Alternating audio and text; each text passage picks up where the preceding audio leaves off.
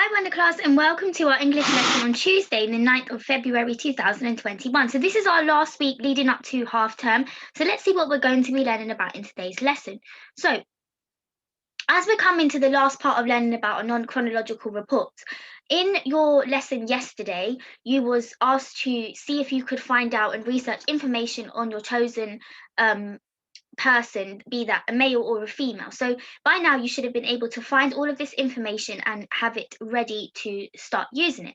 So the learning objective for today's lesson is, can I box up the ideas for my final non-chronological report about a historical figure of my choice? So let's go through the information that you collected in the previous lesson. Look through the spider diagram that you have created. So what you're going to be doing in today's lesson is having a look at the things that you might have collected. So in the middle of your spider diagram, you will have written the name of your famous leader. And then coming out of your spider diagram, you should have some of these subheadings: early life, so a little bit about that person's early life, what they did to make them a famous person, maybe something about their physical appearance or their childhood or their lifestyle, and some fun facts which are quite interesting. So remember, when we're writing non-chronological reports, we're finding information that will be suited towards what other people would like to find out about that person.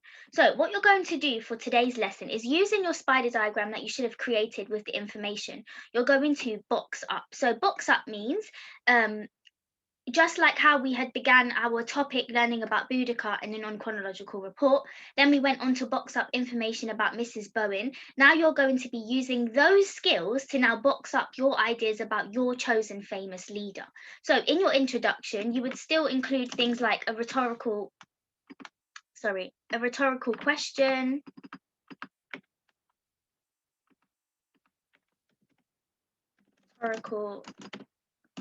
questions, an introduction.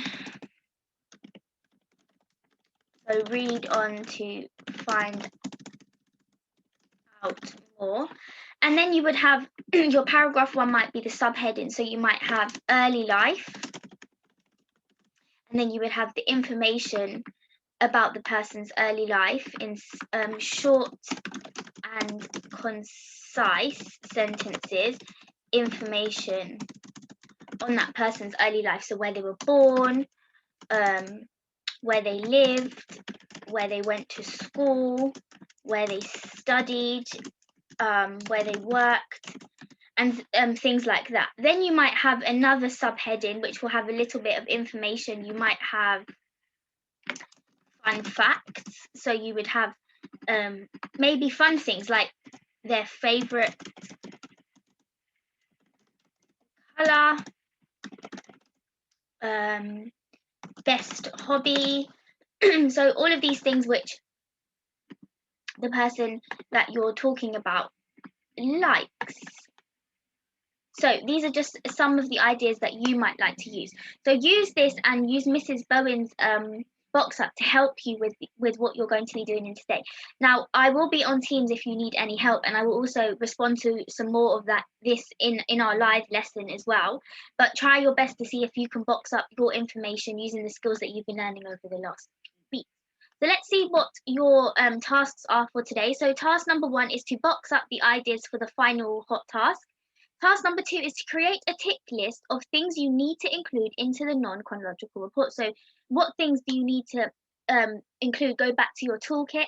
And number three is create a diagram or a picture that can go with your non-chronological report, and make sure it has a caption. So for example, if you were writing about Mahatma Gandhi, you might draw a picture of him and underneath write Mahatma Gandhi in a temple, or wherever he might have been at the time. So always make sure, because you're in year 4, you're drawing your picture and your caption. Right, that is all for me in today's lesson, guys, and I look forward to seeing your work up on Tapestry. Bye.